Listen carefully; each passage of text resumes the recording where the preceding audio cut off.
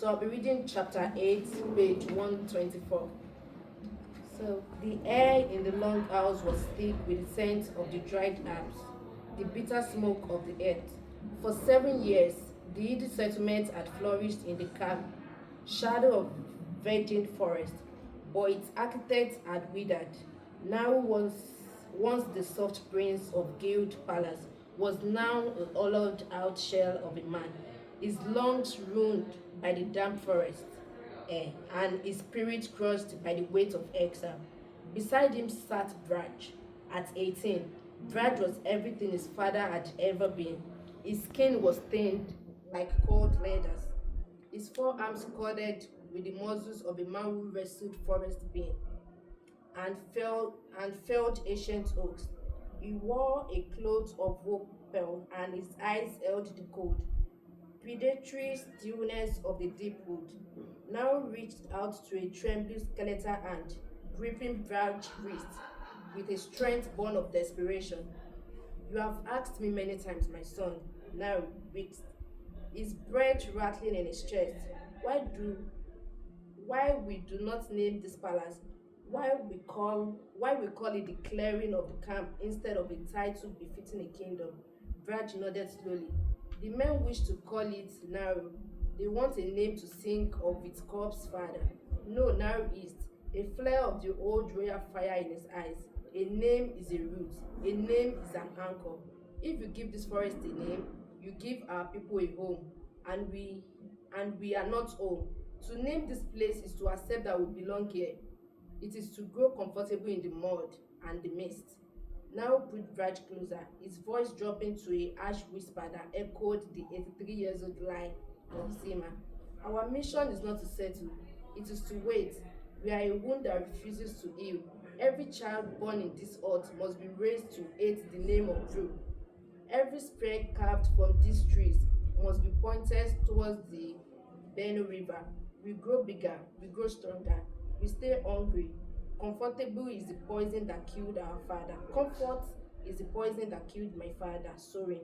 Do not let it kill our vengeance.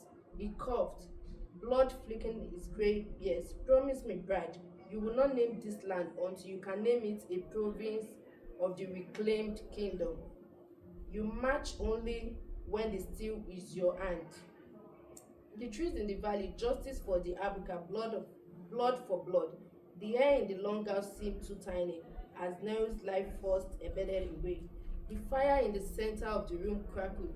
The only sound is the silence felt heavy with the weight of 7 years of stolen history, now gripped on the bride's wrist, tightened with a final strength, his eyes clouded by sickness, but burning with a terminal clarity, locked onto his son.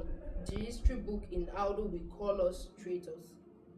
He put Brad closer until his forehead almost touched. Swear to me, Brad. Swear by the sun that rose over the Benue and the soil of the old, and the soil that holds your ancestor. You will tell these stories to your son. They will tell it to theirs. Every generation must wake with the knowledge that the throne of Aldo is an Abokan throne. The crown is a stolen one. You will never stop. You will never settle. You will fight until the river runs red with the blood of those who whispers the lie. I swear, Father, Brad declared, his voice a low, resonant vow. The story will live, the fire will grow. We will never stop fighting until the house of Abokan sits where it was born to rule. By my life and the lives of those who follow me, the throne will be reclaimed. As the last word left Brad's lips, the tension in Nero's body snapped. The desperate crawling grip on Brad's wrist relaxed, his hand sliding slowly down to the floor. A long final sigh escaped his lips, a sound of release, as if he has held onto life of spare.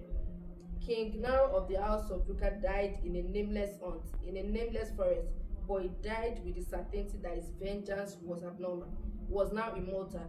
The death of Nairo marked the end of the era of mourning and the beginning of the era of Shadow King.